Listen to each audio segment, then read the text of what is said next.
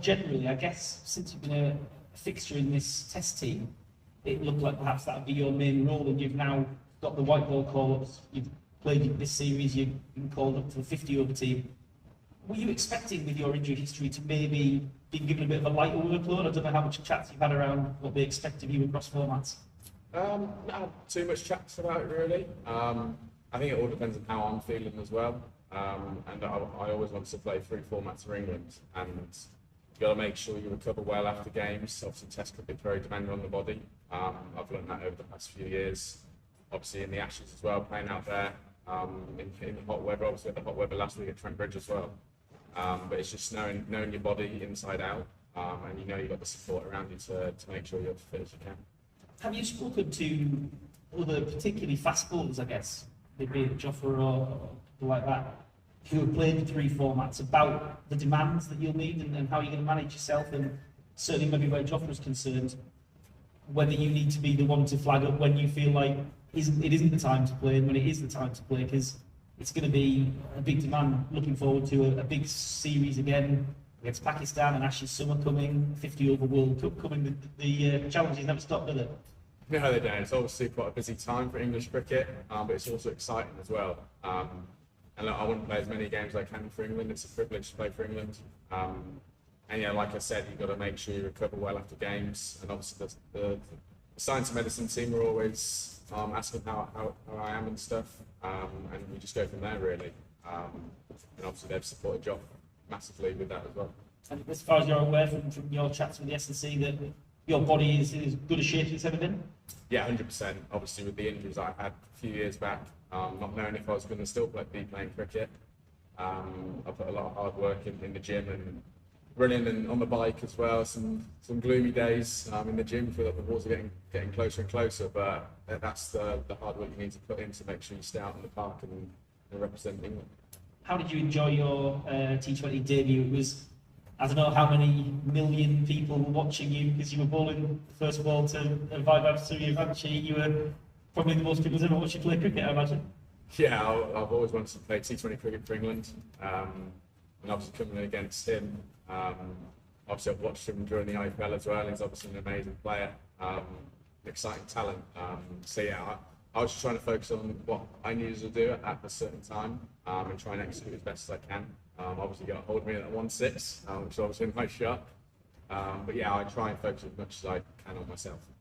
Play as well, which he got hit for a few runs, but then he came back brilliantly. And there's the sort of moments that are going to change games. I think it was 3 for 30 in that middle phase, obviously with the spin as well, and obviously Jaxie bowling in the power play as well. I'm getting that crucial wicket. So yeah, it's just trying to not be as predictable as you can, and Sam's brilliant at that. Josh, wanted to bring your attention to the fielding lapses the other day. Phil Salt put Ishan Kishan down on 20 and he went on to score 49. And then Tilak Verma was shared by Jofra Archer and he delivered an excellent cameo at the back end. So it was a game that ebbed and flowed by Jacob Bethel's own admission. So do you think those 2 errors, which totaled a run of 53, could have come back to bite England? Look, we want to be as brave as we can in the field. Obviously, those 2s in the outfield are crucial in T20 cricket.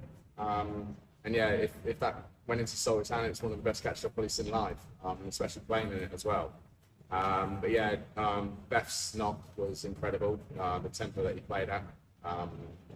Didn't look he was under too much pressure. Obviously, losing those first 2 wickets didn't help, but how he batted and won us the game was incredible. It was a battle of 2 halves in the power play between you and India's left-handed openers. So initially there was a bit of away movement and they were having some swings but missing. So then at the end of 2 overs they were 10 for none and they recovered well to post 65 in the power play. So what was your assessment of the tussle going on with the 2 hard-hitting left-handers, Vaibhav and Abhishek? Yeah, it was obviously a good test for me and Joff to start up. But yeah, we tried to hold our length as much as we can. Obviously the pitch was quite bouncy.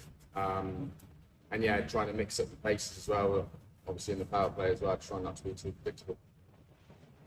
Josh, 2 parts to it. How do you mentally prepare yourself for a batting lineup who's from last couple of years playing an aggressive brand of cricket, and which has also most number of left-handers in it? If you see the kind of lefties India have, 1, 2, 3, and then obviously there is a stress area in between, and then again left-handers.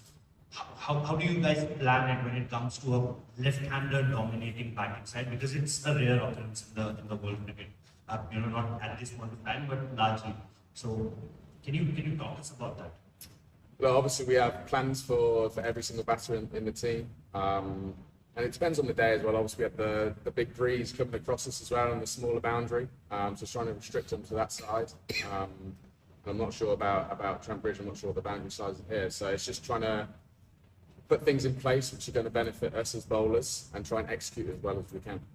And as you know, the gentleman asked that question to you, that the starting plan between Abhishek Sharma and Suryavanshi, it looked like that you were trying, both you and Archer were trying to, just hitting the back of the leg unit. Was that the actual plan that give them a little bit of width and then bounce it from there? And then, we see that, during that phase that they were missing quite a lot at that point of time. And then from fourth over, fifth over, it come down to the bat really well. So was that the actual plan between both of them?